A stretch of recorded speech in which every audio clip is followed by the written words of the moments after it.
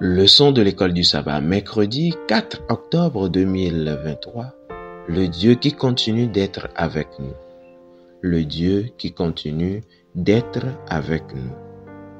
La vie et le ministère de Jésus ont été la révélation ultime de Dieu. Plus que toutes ses œuvres accomplies par toute autre méthode dans les générations précédentes, Dieu avait été capable de révéler en 3 ans environ plus de choses sur qui il était et sur ce qu'était sa mission. Christ est l'image du Dieu invisible, celui en qui Dieu a voulu que toute plénitude habitât, en faisant la paix par lui, par le sang de sa croix. Colossiens 1, versets 15, 19 et 20. En Christ, la nature missionnaire de Dieu a été complètement révélée. Jésus lui-même avait révélé sa mission en disant, je cite, « Le Fils de l'homme est venu chercher et sauver ceux qui étaient perdus. » Fin de citation, Luc 19, le verset 10. Lisons et méditons attentivement sur Jean chapitre 3, le verset 16. Là, il est écrit, « Car Dieu a tant aimé le monde qu'il a donné son Fils unique afin que quiconque croit en lui ne périsse point, mais qu'il ait la vie éternelle. » Amen. Comment voyez-vous l'amour et la mission de Dieu interagir ici?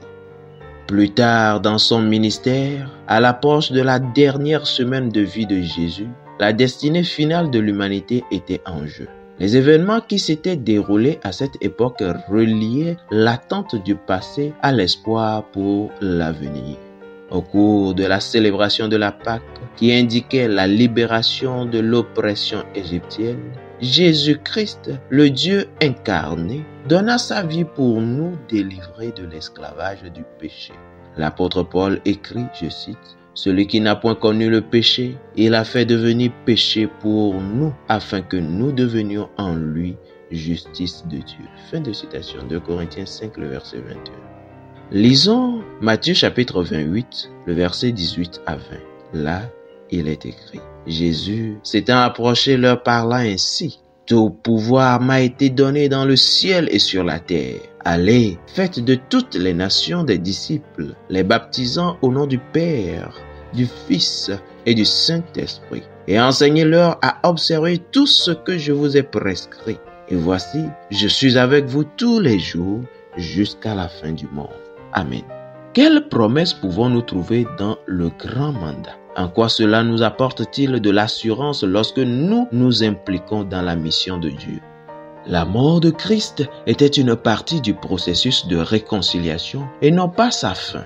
Par sa résurrection, Jésus vainquit la mort et reçut tout pouvoir dans le ciel et sur la terre. Matthieu 28, le verset 18. Sur la base de cette réalité, il demanda ensuite à tous ses disciples de faire de toutes les nations des disciples avec une promesse impressionnante. « Je suis avec vous tous les jours jusqu'à la fin du monde. » Matthieu 28, le verset 20. Comment voyez-vous la promesse de Jésus d'être avec vous tous les jours s'accomplir dans votre vie alors que vous êtes engagé dans la mission? Fidèles auditeurs et internautes, que Dieu vous garde. Amen.